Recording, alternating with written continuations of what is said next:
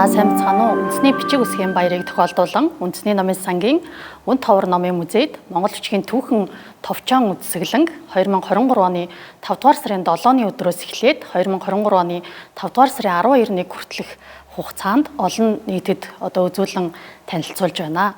Бид энэхүү үзэсгэлэндээ 1225 оны үед холбогдох Чингисийн чулууны бичгийн хулбараас эхлээд өнөөдрийн 2023 оны хүртэлх 800 жилийн хугацаанд монгол бичгээр бичигдсэн, хэвлэгдсэн ном, сонин, сэтгүүл, сурвалж бичгүүд гээд 130 гаруй ном бүтээлийг дэлгэн тавьсан байгаа. Ингэхдээ монгол бичгийн түүхэн хөгжлийг 4 үечлэлээр харуулсан юм а. За сүүлийн үечлэл бол 1990 оны ардчилсан хувьсгалаас хойш монгол бичгийг сэргээн хэрэгэлсэн байгаа. Энэхүү үед бид монгол бичгээр хэвлэгдсэн сурах бичиг, толь бичиг, ном тохиомлуудыг багтааж өгсөн. За жишээ нь монгол бичгээр 1990 оноос ахуулаад монгол бичгийн сургалтын програмд орж байсан. Ингэхдээ бол зөвхөн монгол бичгийн хичээллээр зогсохгүй тоо бодлого болон математик, унших бичиг зэрэг хичээлүүдийг монгол бичгээрээ хэвлэж байсан байна. Тэр үед ерөнхий боловсролын сургуульд 1, 2 дугаар ангид орж исэн хүүхдүүд энэхүү номыг хараад ямар хичээл үзэж байснаа санаж байгаа хаа.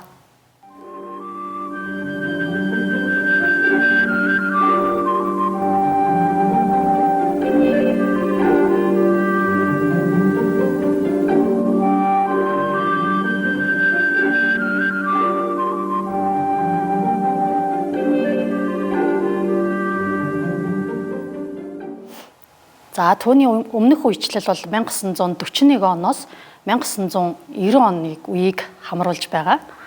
За 1941 оны Монгол Ардын намын төв хороо болон сайд нарын зөвлөлийн хамтарсан хурал дээр Юмжаагийн Цэдэн бал дарга Кирилл үсгийг авч хэрэглэх саналыг оруулж тэгээд Кирилл үсгийн цагаан толгойг 35 үсгтэйгээр зохиосон байдаг.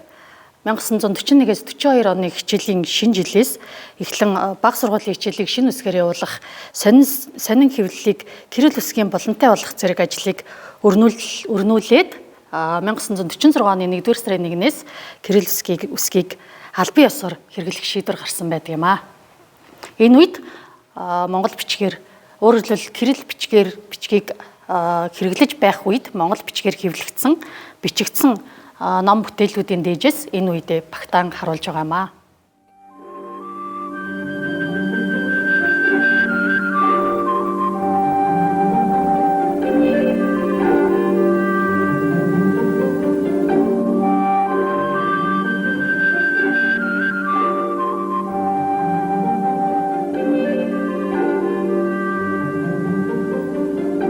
За энэ үеийн төгсгөл рүү монгол бичгийг сэргээ хэрэглэх ажлыг эд өрнүүлж байсан байна. Тухайлбал Чойл Увсанжав тэргүүтээ Эрдэмтдийн зохиосон монгол бичгийн сурах бичгүүд хэвлэгдэж байжээ. За түүний өмнөх үе бол 1921-ээс 1941 оны үеийг хамруулж байгаа. За учир нь 1930 оны 2 дугаар сард хуралдсан Монгол Ардын намын 8 дугаар эвхийх хурлаар монгол бичгийг шинэ соёл боловсролын хөгжилтөд төхөмгүй гэж хэмээн үзсний үндсэн дээр монгол бичгийг халж латин үсгийг хэрэглэх ажлыг орон даяар өрнүүлж байжээ. За энэ хэсэгт бид 1921-ээс 1941 оны хооронд монгол бичгээр хэвлэгдсэн сонин сэтгүүлүүдийг үзэсгэлэндээ дэглэн тавьсан байгаа. За энэ үеийн сүүл хэсгээр сая ярьсанчлан сонины нэрийг нь монгол бичиг болон латин бичгээр давхар тавьж өгснийг та бүхэн харж байгаа хаа. Жишээлбэл энд 1931 оны 6 дугаар сарын 11-ний өдөр хэвлэгдсэн соёлын довтлогоо сонины 7 дугаар дугаар харагдаж байна. Энэхүү соёлын довтлогоо сонины нэрийг нь латин бичгээр давхар бичиж өгсөн байна.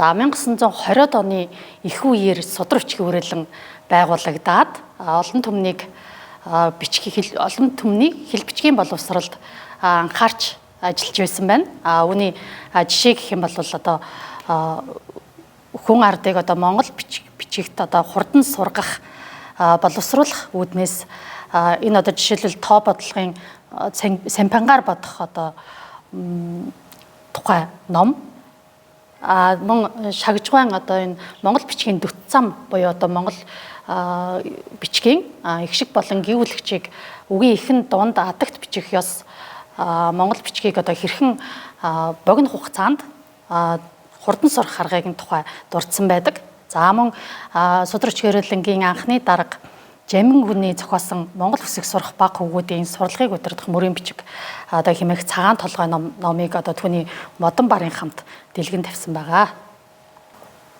За мөн судар бичгийн хүрээлэнгийн гишүүн, толь зүйч, сургууль хүмүүжүүлэгч Шагжгуайн зохиосон Монгол үгний тайлбар бичиг хэмээх толь бичгийг энэхүү үзэсгэлэнд дэлгэн тавьсан. За энэ толь нь одоо юугаар онцлогтой вэ гэхлээр монгол хэлний одоо зүйл хуваасан аргаар биш толгой үгээ монгол бичгийн цагаан толгойн дараалалд оруулж өгснөөр онцлогтой юм аа. Тэрээр өөрөө энэхүү толио бичээд бичгийн машинаар бичиж дөрвөн дэвтрээр одоо дэвтэрлэж 4% бичсэн болгон одоо бичсэн байдаг. Судар бичгийн хүрээлэнд өгсөн 1%-ийг нь хожим төрийн шагналт академич Цэрэн Содномгой соёлын сангаас эрхлэн хэвлүүлсэн байдаг. За энэхүү толь нь одоо олон түмний дунд шагжийн толь гэдгээр нэр одоо алдарсан байдаг юм аа. За ингээд энэ сарын 12-ыг дуустал хугацаанд Монгол бичгийн түүхэн товчон үзэсгэлэнг та бүхэн Үндэсний номын сангийн Үн Тавар номын музейд зорин ирж үн төлбөргүйгээр үзэх боломжтой юм шүү.